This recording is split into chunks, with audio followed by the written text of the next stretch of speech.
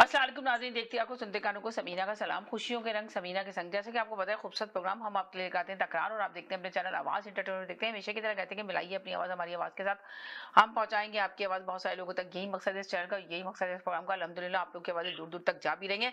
इस प्रोग्राम में आने से पहले हमेशा की तरह कहते हैं कि लफ्ज़ों का चुनाव बहुत अच्छे से अदा कीजिए। ऐसे लफ्ज़ बोलिए जिससे किसी की दिल आज़ारी ना, उसका खास ख्याल रखिए। अपने टॉपिक पे रहिए, अपनी बात पे रहिए, तो ज़्यादा बेहतर होगा। अब बात कर रहे हैं कि ये जो जंग हो रही है, आपने देखा पूरी दुनिया के अंदर अभी पोस्ट किया गया है इस जंग को। तो क्या ये दुनिया की तीसरी आलमी जंग बनने जा रही है? इसलिए कि ईरान ने तो साफ तरीके से एक और धमकी दे दी है और साफ तरीके से कह दिया कि अगर जब तक गारंटी नहीं होगी, जब तक कुछ भी मुज़ाकरात नहीं होंगे।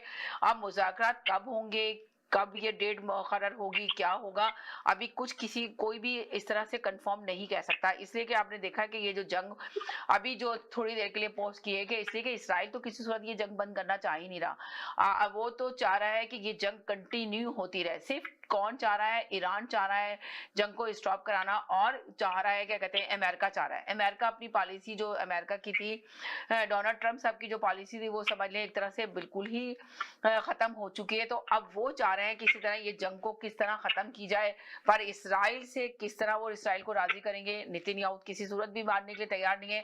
इसलिए कि इस जंग से आपको पता है कि किसको ज्यादा फायदा हो रहा है? इस जंग से सबसे ज्यादा फायदा इसराइल को और रूस को हो रहा है। ये दोनों ममालिक को बहुत ज्यादा फायदा हो रहा है, तो इसलिए वो कभी भी नहीं चाहेंगे कि ये जंग बंद हो। ईरान चाहता है कि इस जंग जरूर यकीनन वो स्टॉप करना चाहता है, बंद करना चाहता है, मगर उसने साफ तरीके से कह दिया कि इसकी गारंटी लिए कोई लेगा तभी होगा। और जो हमारा नुकसान हुआ है, नुकसानात हुए हैं, उसको पूरा करने के लिए हमें पैसा दिया जाए। अमेरिका से उसने एक तरह से कहा है कि वो हमें पैसा दे और हमारी शर्तें माने, तो उसके बाद हम इस जंग को बंद करने के लिए तैयार होंगे। तो अब देखिए क्या होने वाला है, अभी किसी की समझ में नहीं आ रहा क्या होगा। तो अभी मेरा सवाल यही है कि बताएं कि इससे असरात, अगर ये जंग बंद नहीं होती, तीसरी आलमी जंग पे की सूरत इख्तियार कर लेती है, तो पूरी दुनिया का इससे क्या हाल होगा? पूरी दुनिया किस मसाइल से गुजरेगी और किस तरह की परेशानियों का सामना करना पड़ेगा?